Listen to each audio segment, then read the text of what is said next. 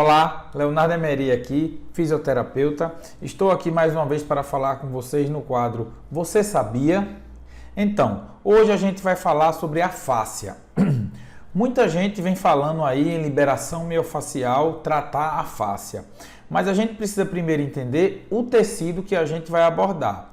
Então a fáscia, um tecido que há muitos anos os anatomistas já dissecavam, já descobriram, já se pronunciava ele nos livros de histologia e de anatomia. Contudo, indicavam ele como apenas um tecido passivo. E os novos estudos provam que a fáscia ela é muito mais que um simples tecido histológico. E aí foi se usando indiscriminadamente esse termo fáscia e a sua denominação, o que era a fáscia. Feito isso, juntou-se um comitê. Para esse comitê, com vários estudiosos do Brasil, do mundo todo, definir uma nomenclatura específica da fáscia, para não se estar usando indiscriminadamente em livros de anatomia, em livros de histologia e em outros livros de técnicas utilizando a fáscia. Pois bem, esse artigo aqui, fresquinho, que foi publicado no Clinical Anatomics, ele diz a gente a nomenclatura facial, atualização sobre o processo do consenso relacionado. E olha o que ele trouxe para a gente, que legal. Ele diz o seguinte, existem duas definições para a fáscia. Uma definição puramente histológica, que vai tratar o tecido, que ele diz o seguinte, eu vou botar aqui também para vocês. Fáscia é uma bainha, uma folha ou qualquer outra agregação dissecável de tecido conjuntivo, que se forma sobre a pele para anexar, envolver e separar os músculos. Porém, a gente sabe que a fáscia é muito mais que um simples tecido. Ela é um sistema, porque ela não é passiva. Ela transmite força, ela conduz, ela leva nutrição, transmite energia. Então, a fáscia ela é tridimensional, ela é única. Ela não tem começo, meio e fim. E aí existe uma segunda definição, que é a definição do sistema facial, que é diferente do tecido histológico. Então, o que é que ele diz? O sistema facial consiste num contínuo tridimensional, rede de tecido conjuntivo fibroso que contém colágeno solto, denso, permeia todo o corpo. Incorpora elementos como tecido adiposo, bainhas neurovasculares, aponeuroses, cápsulas articulares, ligamentos, membranas, meninges, tornam-se expansões miofaciais. Ela faz parte do periósteo, retináculo, septo, tendão, existe na víscera, envolvendo o tecido muscular, intramuscular e extramuscular. Ou seja, o sistema facial envolve, penetra, interpenetra, separa todos os órgãos, músculos e fibras nervosas, dota o corpo de uma estrutura funcional e fornece um ambiente que permite que todos os sistemas do corpo operem de maneira integrada. Eu li aqui um pouquinho essa definição para vocês entenderem o que é o conceito do sistema facial. É muito mais do que simplesmente um simples tecido histológico. E dando continuidade, vamos continuar falando sobre a fáscia. Olha só, anatomicamente, os livros dividem a classificação da fáscia em camadas. Fáscia superficial, profunda, visceral. Precisamos entender que são planos de tecidos conjuntivos organizados no corpo humano, só que em camadas. De que forma? Ele forma um contínuo tridimensional que ele vai penetrando, envolvendo e dando uma arquitetura no corpo. Porém, didaticamente, é preciso ser dividido isso para ser estudado, porque cada camada vai ter sua região específica, inclusive com suas especificidades histológicas naquele tecido. Por exemplo, a camada superficial, a camada profunda, a meníngea e a visceral. Cada uma, se vocês olharem aqui, a gente tem a camada superficial, que ela é logo abaixo da camada de gordura. Logo abaixo da segunda camada de gordura temos a fáscia profunda, que é aquela que recobre o músculo, penetra no músculo, e ainda vemos a fáscia visceral, que é a fáscia mais interna, que recobre as vísceras, sem falar nas fáscias que vão para as meninges. Olha só, cada camada dessa, como eu falei, vão ter fibras diferentes, uma com mais fibra de tecido irregular, com mais colágeno, outra com menos colágeno, tá certo? Mas o que é que a gente tem que entender? Que ela é contínua, ela é única e ela forma imagine como se você está vendo uma camisa. Uma camisa, ela é formada do mesmo tecido, só que dependendo da localização do tecido, ele vai ter uma função diferente, então o tecido vai ter divisão diferente. O tecido é o mesmo, mas ele vai estar predisposto de uma maneira, porque aquela função que ele vai exercer vai ser uma. E assim é com a fáscia que reveste todo o corpo. Dependendo da localização que ela esteja, ela vai ter, por exemplo, partes seletivas. Porque essa fáscia ela faz expansão, a gente chama de expansão miofacial. O que é que ela faz? Ela vai ativar padrões específicos dentro do sistema locomotor. Dependendo da organização do seu local, ela vai ter função diferente. Por exemplo, em locais de mobilidade, ela vai ter um arranjo diferente. Em locais de estabilidade, ela vai ter um arranjo de mais estabilidade. Essas expansões miofaciais são as que transmitem exatamente a força muscular. Quando você quer transmitir a força, você faz através da expansão miofacial. O músculo ele gera 70%, mais ou menos 30% é gerado pelas expansões miofacial. E aí existe essa transmissão de força. Essas expansões fazem interconexões entre os músculos. E aí é quando a gente vê as cadeias. Tá aqui uma cadeia miofacial. É ela que faz essa união e ela faz esse agregamento muscular, certo? Chamado de trilhos ou de cadeias ou trajetos miofaciais. Hoje a gente dá continuidade a falar ainda da fáscia. Hoje a gente vai falar de um termo, de um nome, liberação miofacial. Muita gente me pergunta, a fáscia libera? Porque se você usa o nome liberar, é porque ela vai estar presa. E aí eu fiz uma pesquisa em vários artigos para a gente ver de onde surgiu esse nome. E achei esse aqui, que é um artigo onde ele sugere qual a nomenclatura correta a se utilizar. Se é liberação miofacial ou indução miofacial. Indução por quê?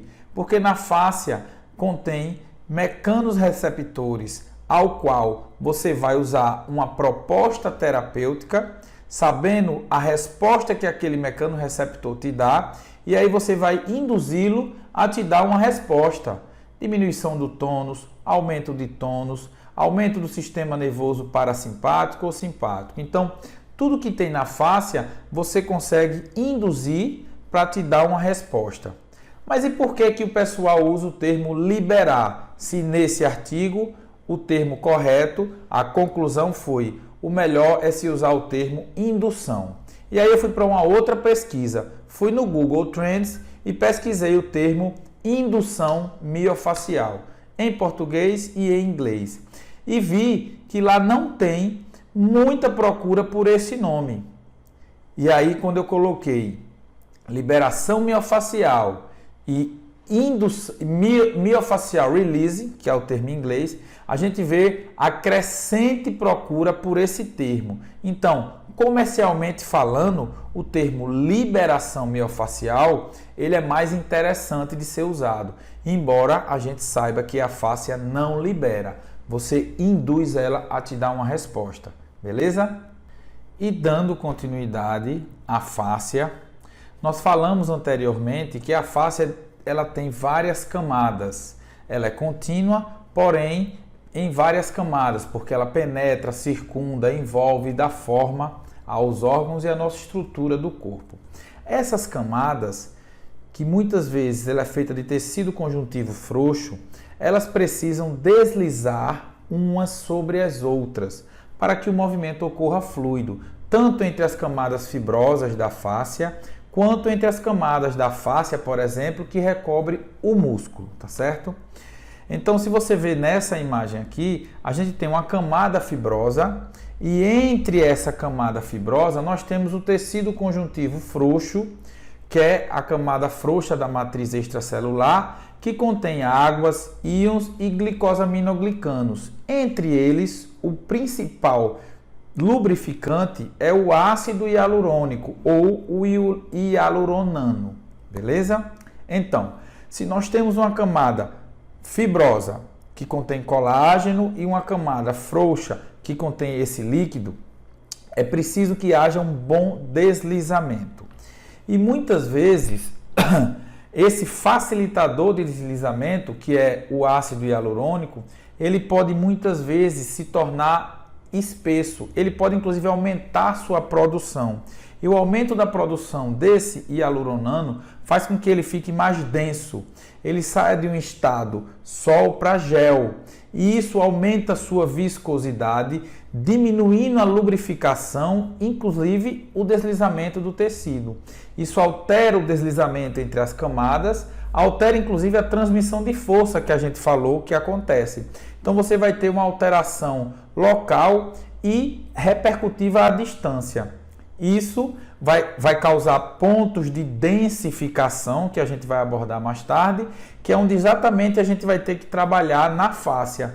Essa densificação, como é que ela ocorre e a maneira que a gente tem de reverter essa densificação facial, que é o ponto de deslizamento entre as fáscias e o tecido conjuntivo frouxo e entre a fáscia e o músculo, beleza?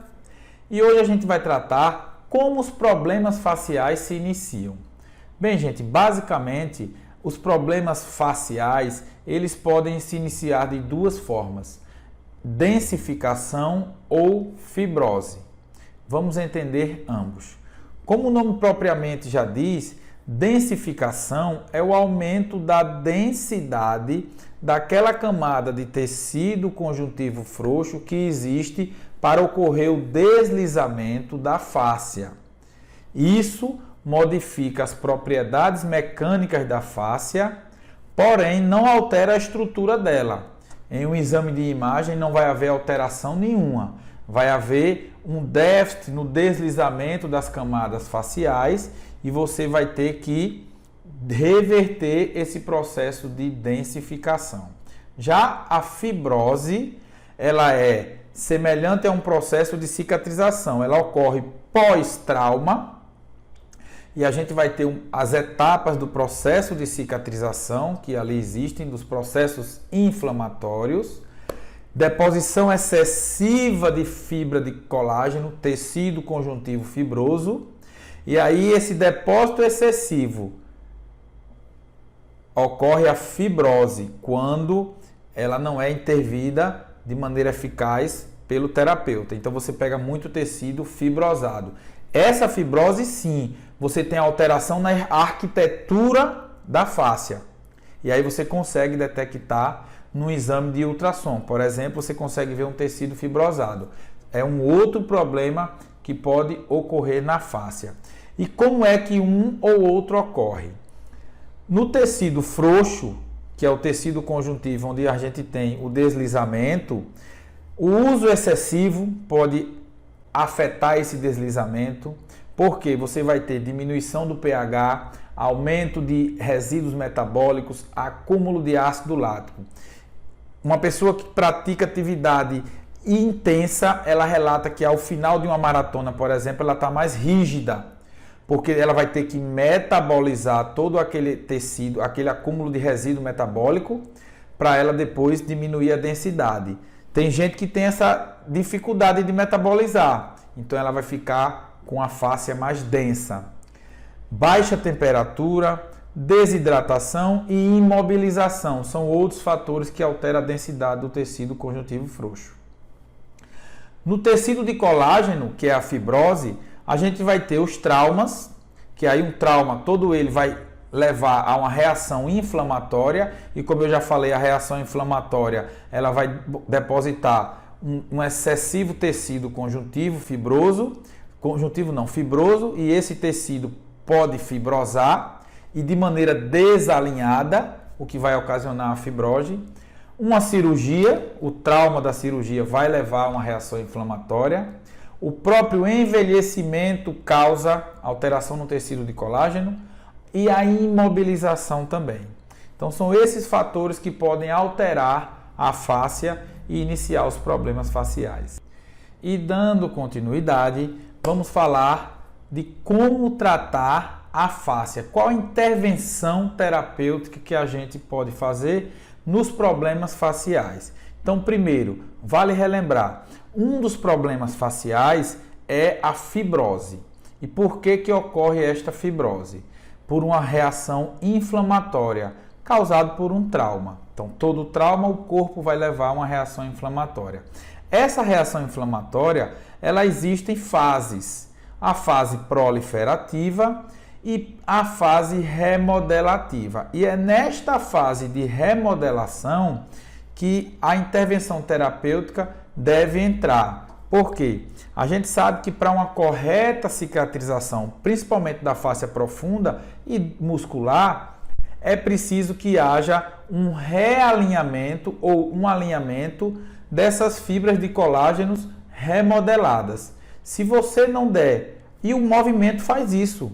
Então, mas muitas vezes o que acontece? Quando você está num processo de reação inflamatória e num processo de remodelação, existe a imobilidade. A imobilização não direciona as fibras de colágeno. E aí o que é que vai acontecer? Deposição aleatória dessas fibras, causando a própria fibrose. E aí fica difícil. Então é imprescindível que haja o movimento nessa fase remodelativa. Por isso que tem que ser acompanhado com um terapeuta que saiba a fase que está o processo inflamatório, para ele agir na fase correta. Porque se ele também agir antes, vai haver mais depósito de colágeno. Ele tem que entrar na fase certa e dar o estímulo certo através do movimento. Quando você já pega um paciente que já está fibrosado, só tem uma maneira: quebrar aquela fibrose e reaver todo o processo inflamatório. Fica mais difícil. Esse artigo aqui, ele mostra quais as principais intervenções para a patologia do tecido facial. E uma delas é a terapia manual, tá certo? No outro problema facial, que vem ser a densificação, já é um problema mais fácil para se resolver. Nós sabemos que a causa da densificação, principalmente, está no tecido frouxo, que é composto por água, íons e ácido hialurônico. Essa densificação é causada principalmente pelo ácido hialurônico. Sabemos que o ácido hialurônico ele tem um efeito tixotropo. Então, você vai dar um estresse e ele responde a calor, estresse mecânico e pressão. Então, se você usar essas três componentes ou um dos três, você vai ter sucesso na sua terapêutica. Aumento da temperatura, calor, pressão e estresse mecânico. De que maneira você vai fazer isso? Da maneira que você tiver mais afinidade. Pode ser com a mão, com o cotovelo, com instrumentos de aço, de inox, de polietileno, não importa. Importa que você domine uma técnica, saiba o local da densificação e haja intervencionalmente naquele local. Aumento de temperatura, pressão e estresse mecânico. Isso é o que você vai fazer. Você vai dissolver, você vai tirar a densificação, tá certo? Então é importante lembrar, densificação é diferente de fibrose. Ambos são problemas na fáscia, porém com intervenções diferentes. Então, o que vem a ser a terapia de indução miofascial? É um tratamento aplicado de forma manual, uma terapia manual, que é destinado a restaurar a função alterada desse tecido facial e visa remodelar o tecido conjuntivo através de aplicação de carga e estímulo mecânico, tá certo? É uma terapia que tem um efeito bioquímico no tecido, que a gente chama de mecanotransdução, que vai auxiliar na remodelação e melhorar a elasticidade e reduzir, inclusive, o excesso de colágeno, por exemplo, em cicatrizes hipertróficas. E aí, consequentemente, isso você vai ter uma liberação daquela restrição e a melhor característica do movimento daquele tecido. Mas para isso a gente precisa entender a reação inflamatória, as fases de uma reação inflamatória. Por que a gente precisa entender isso? Porque dependendo da fase que esteja aquele tecido, a sua intervenção vai ser diferente. Então, nós temos a fase da inflamação propriamente dita, que é a fase onde a gente vai ter a proliferação daquelas células. É uma fase inicial onde você tem a formação de uma nova matriz extracelular. E aí é onde você tem a excreção de colágeno do tipo 3 e seguida do tipo 1. Nesta fase aqui, a gente não entra com estímulos mecânicos fortes, porque é uma fase onde, como o nome já diz, ela é proliferativa. Quanto mais estímulo você der, maior a proliferação dessa matriz extracelular e de forma irregular. Então, a fase em seguida que vem após essa é a fase de remodelação. E como o nome já diz, é uma fase que a gente tem exatamente que realinhar e remodelar esse tecido. Aí sim é uma fase onde o terapeuta entra com uma ênfase maior, que ele tem que direcionar de acordo com o estímulo que ele vai dar a essas fibras. Então existem técnicas longitudinais para direcionar essas fibras de colágeno, tá certo? O estresse mecânico é que vai orientar essa resposta. Então, nesse gráfico aqui, dá para a gente entender a fase inflamatória, como eu falei, a fase de proliferação, que vem até 40 a 45 dias. É uma fase onde a gente tem que ter muito cuidado de se trabalhar, o tecido cicatricial principalmente, para não exacerbar essa quantidade de tecido aqui, ó. Fibroblastos respondem muito. A gente vai entrar nessa fase aqui, que é a fase de remodelação, essa verde, que é uma fase que se interpõe entre as outras, mas a gente consegue trabalhar aí a partir do 30º dia, 40º dia com mais facilidade, que é a fase onde a gente vai orientar exatamente o colágeno. E aí você vai ter um sucesso maior, que nem o trabalho aqui, que foi publicado, onde eles conseguiram diminuir a espessura da aponeurose da cicatriz, ok? Então, o que é a liberação miofascial? A gente sabe que é um termo que está emergindo muito nos últimos anos de uma maneira muito expoente, tá certo? Essa revisão sistemática cita que a liberação miofascial está definida como uma forma de terapia manual que envolve a aplicação de um estiramento de baixa carga e longa duração ao complexo miofascial, destinado a restaurar o comprimento ideal, diminuir a dor e melhorar a função. Então entendam, ela é uma terapia manual que a gente tem que ter uma baixa carga, não existe liberação miofascial com altas cargas, levando a dor e a marcas na pele. Você tem que fazer uma terapêutica de longa duração, até que você perceba que aquele tecido modificou, destinada ao complexo miofascial e que você tenha como objetivo restaurar o comprimento ideal, melhorar a dor e a função daquela pessoa.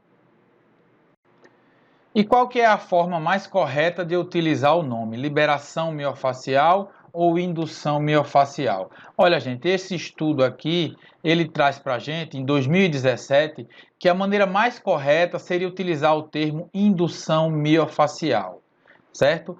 Por isso que eu sempre digo que ela é muito mais sensorial do que mecânica, porque você induz o tecido a te dar uma resposta. E por que que eu continuo utilizando o nome liberação miofascial, esse termo? Primeiro porque é um termo que se a gente for pesquisar lá no Google Trends, ninguém sabe o que é ainda indução miofacial. E para os leigos que procuram os consultórios, para os alunos que querem fazer um curso, o nome liberação é um termo genérico e um termo de fácil compreensão. Se bem que, mais uma vez dizendo, na comunidade científica se usa o termo indução miofacial. Mas vale ressaltar que quando a gente fala de liberação miofacial, não estamos falando de algo que está preso. Estamos falando, sim, de devolver a função do tecido. Isso significa liberar, devolver a função do tecido ou indução miofacial, que é a terapia de induzir o tecido, ok? E o quanto de carga que eu tenho que utilizar aplicando a liberação miofacial? Vários estudos mostram que a compressão ou até o alongamento, ele deve ser muito leve. A gente tem que evitar qualquer aplicação de estímulo arbitrário e manter um nível constantemente leve. Estudos mostram que não devem ser sentido dor. No máximo, numa escala de 0 a 10, um nível 3, ou seja, a aplicação da carga sempre tem que ser leve e sempre indolor. E por quanto tempo eu devo utilizar a técnica de liberação miofacial? Vários estudos mostram a gente aí que no mínimo se utiliza 1 minuto para você ter uma resposta tanto neurofisiológica quanto uma resposta mecânica do tecido. Por exemplo, para a fáscia plantar foi-se utilizado 5 minutos para você ver a deformação daquele pé rígido. Mas o principal é que ele não deve ser doloroso e que você sinta na sua avaliação prévia e póstula a mudança do tecido ao que você esteja trabalhando. Aí sim você tem uma resposta terapêutica eficaz. E quando eu falo que a liberação miofacial ela é muito mais sensitiva do que mecânica, é porque nós temos vários efeitos aplicados aos mecanorreceptores, proprioceptores, nociceptores, todos com respostas neurofisiológicas e que respondem a um tipo de estímulo. Por exemplo, esse estudo onde foi visto a responsividade que o mecanorreceptor tem dentro da face, do tecido conjuntivo, a manipulação miofacial, ela traz isso para a gente. Onde nós temos mecanorreceptores de Golgi, por exemplo, localizados no tendão, que respondem a fortes manipulações ou contrações musculares. Então, a gente sabe quando a gente quer diminuir o tônus de uma musculatura, a gente entra com uma manipulação um pouco mais vigorosa, o que não quer dizer dolorosa, mas que a gente vai ter uma resposta, ou seja, ele vai responder ao estímulo que a gente dá, diminuindo o tônus daquelas fibras aferentes daquela região. E quais são as vantagens que eu tenho em utilizar um instrumento ao invés da minha mão? Primeiro que você tem no instrumento várias áreas onde você tem regiões côncavas e convexas, além de planas, de várias espessuras e de vários comprimentos. E aí você vai ter um acoplamento melhor, dependendo da região anatômica que você queira trabalhar, diferente da sua mão que tem uma única medida só. Certo? Da mesma forma, com outra peça, que é a chamada guidon, você tem uma área de contato maior, sendo ali diminuindo a pressão. Uma vez que a gente sabe que quanto maior a área de contato, menor a pressão, e isso gera um maior prazer em quem está recebendo. Além de falar que tem estudos que mostram um instrumento 36 vezes mais específico do que a mão na área que você quer trabalhar. Sem falar na vantagem mecânica e na redução do desgaste articular. Vejam aqui terapeutas que utilizam há 5 a 10 anos a mão na terapia manual, você tem um desgaste articular maior. Então, resumindo, podemos utilizar e fazer dos instrumentos a extensão das nossas mãos. O deslizamento do aço com a pele, ele gera um menor atrito do que a pele com a pele. Você sabendo trabalhar, não colocando cargas altas, utilizando a metodologia dos estudos, você tem uma efetividade, faz do instrumento a extensão da sua mão, trabalhando leve, sutilmente e usando a relação sensorial da indução do instrumento com a terapêutica e a pele da pessoa. E, obviamente, reavaliando e avaliando com as suas mãos. Nosso sistema de regulação biomecânica é altamente complexo e subestudado. Embora novas pesquisas estão preenchendo esta lacuna, entender a fáscia é essencial para a dança entre estabilidade e movimento. É crucial no alto desempenho e é central na recuperação de lesões e incapacidades, e sempre está presente em nossa vida diária, desde os nossos começos embriológicos até o último suspiro que tomamos. E aí, pessoal, o que é que acharam das videoaulas? Muito interessante, né?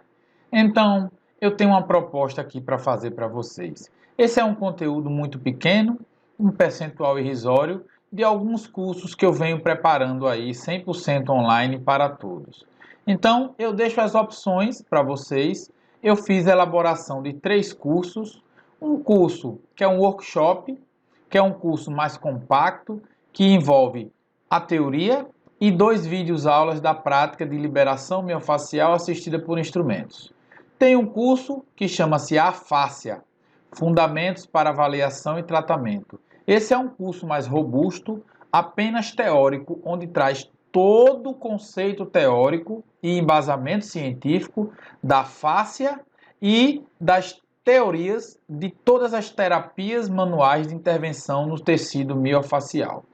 Além desse, eu elaborei um curso que une tudo, que é Liberação Miofacial Instrumental. É um curso completo onde eu abordo toda a teoria da fáscia e toda a prática eu mostro em vídeos, parte a parte, de como se abordar o tecido miofacial de uma maneira assistida por instrumentos, da cabeça aos pés. Então fica o convite, acesse o link abaixo, veja o curso que mais lhe satisfaz e aproveite esse tempo para estudar e essa promoção, pois é um pré-lançamento desses cursos que a gente está fazendo a preços imperdíveis, exclusivo para você que nos assistiu até agora.